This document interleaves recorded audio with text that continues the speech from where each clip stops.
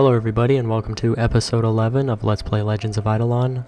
In this first clip I AFK'd on the Boas map with my 4th character and I ran out of food. Again, I've previously stated that you're going to see this a lot. It's just one of those realities of playing a free-to-play account. Right here I was actively killing them and I ended up getting the stamp from the Boas, which is the longsword stamp. I also believe this is one of the first stamps that I've gotten from a drop, so that's pretty cool. And I don't even think I have the bribe yet that has the better drop rates. Right here I'm not really sure why I got another gem drop, but I did. Maybe it has something to do with the stamp dropping, I'm not really sure. Right here I do go back and show it off. So it does give you base damage 2 at a time instead of 1, and you need board bean slices in order to upgrade the max level of it. I show off this shield stamp, which gives you defense. I forgot to show off the max level for that, which you need iron ore in order to increase that. And I'm just making sure I have shown every other stamp that I possess right now. And this was the bribe I was talking about earlier, the tracking chips, which lets stamps drop 15% more often from monsters and resources, which will be useful. I don't buy it right here, and again, I get another gem drop. I'm not really sure what that's from, probably talking to Mr. Piggybank for the first time on the Steam client. So right here, I do purchase Sleeping on the Job. The bribe itself gives you 5% more fighting AFK gains, and mandatory fire sale, which lets everything be 7% cheaper. And I guess I decide to buy the tracking chips one. It's pretty cheap anyways. Right here I believe this is the first green headband that I get from the frogs, which is one of their rare drops, just like the spore tea from the spores. It's 1 in 4,000 drop rate. It's not that great, and I was just showing it off as just one of their drops. I mean, if you get it early on, it's definitely better than the red one that you get from the early quests, but other than that, it's not really worth keeping. It has no recipe or anything, and I just end up selling it. And right here, I'm just kind of doing some daily shopping. I end up buying the strength statues. I end up buying the copper bag, which is +1 inventory. I end up buying the town portals and the talent reset fragment. Also, this is the first time apparently that I turned on the quick purchase and quick sell. You should be careful with it. If your items aren't locked, you can easily just quick sell things, and there is no buyback, so be careful with that. So right here I'm making a steel axe. I'm not sure if I made one in the last episode. If I had, this is an extra one for a future character then. It just requires slime sludge and boring brick, which we do have a little bit of a surplus of, and we can just kind of make that. So in this next clip, I ended up getting a black pearl for the first time during the summer event.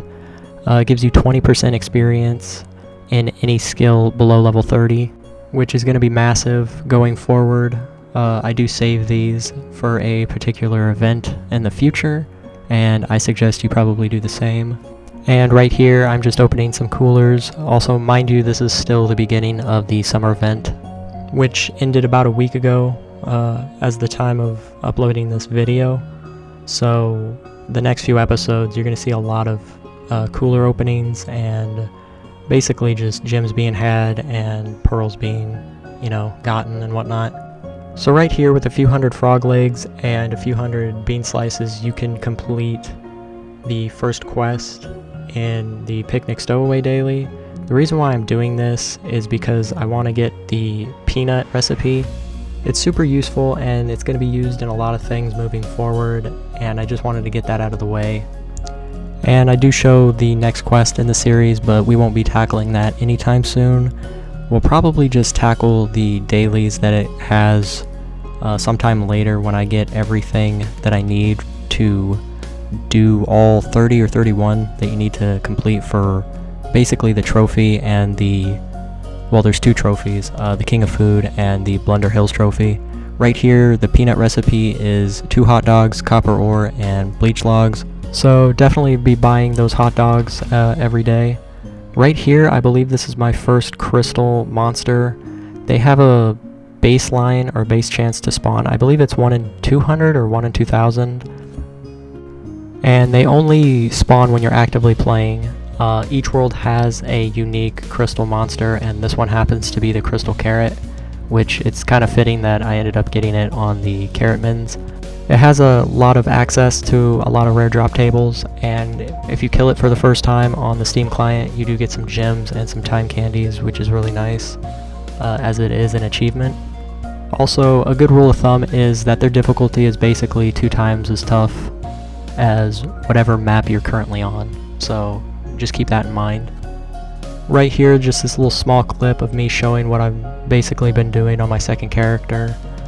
Right here, I ended up killing 20k monsters, and again maxing out the Blunder Hills monster respawn rate, which is super good.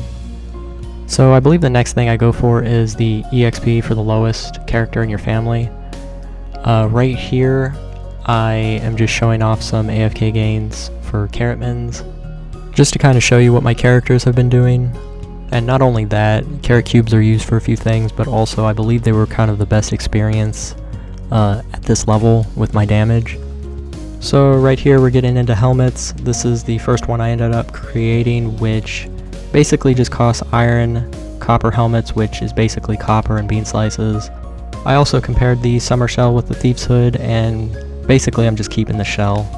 The stats are similar, and at least the shell gives you the 4% experience boost to class EXP. So I end up making the militia helm and the steel axe like I had shown before for my warrior.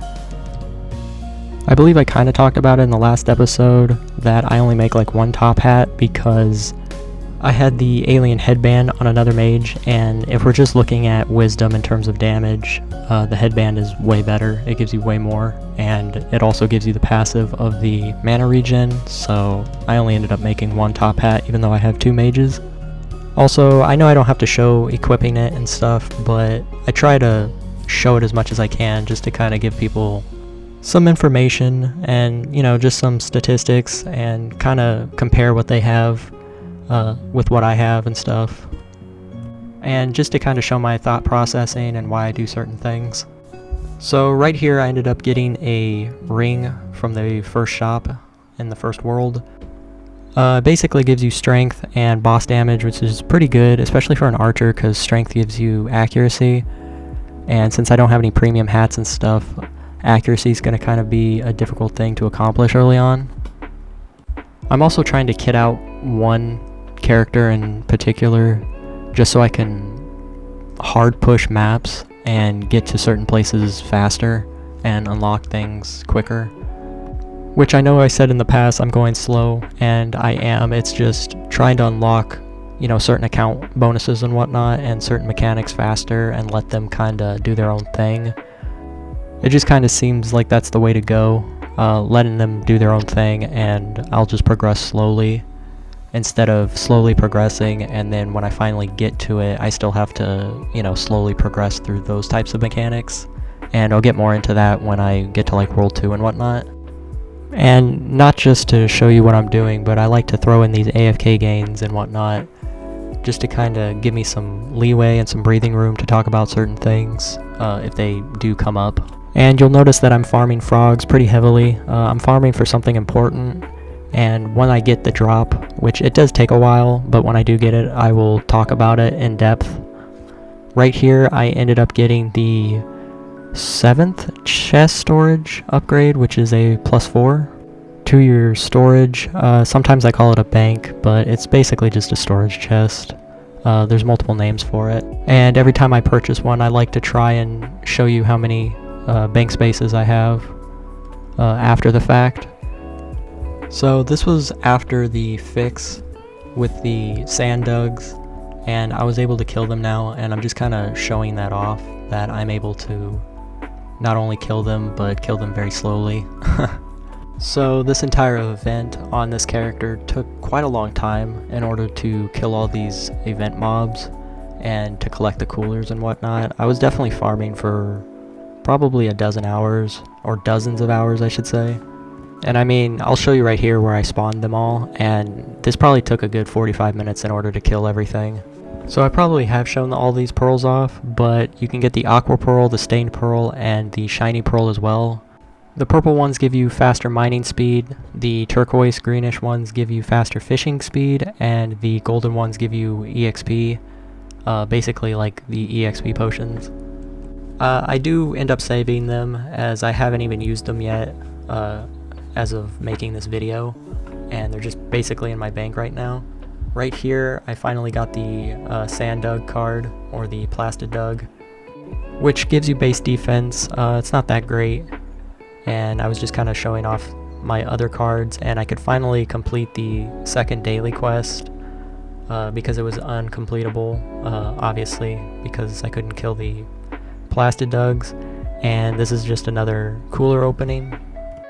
I do try and show as much as I possibly can where my gems come from, to not suspect, that I'm cheating in any way. But there was probably around 20 gems throughout the entire event where I just basically opened up like stray coolers and got them, and I didn't really like show them. Also, right here, this is the Spike Trap surprise minigame. There are two ways of getting here. The first one is a portal in the vegetable patch where the carrot men are. If you take the top route with the spikes, you do need a kill count in order to access that. But if you type this phrase, "If you love me, let me go," exactly like that, it will teleport you at any time to there. But do make note that the minigame only starts at the top of every hour, and you can only get a certain amount of gems every day. So this is basically the end of the video. Right here I just ended up killing board beans with no weapons, and I go down the list in the next few episodes. I hope you enjoyed, and have a good one.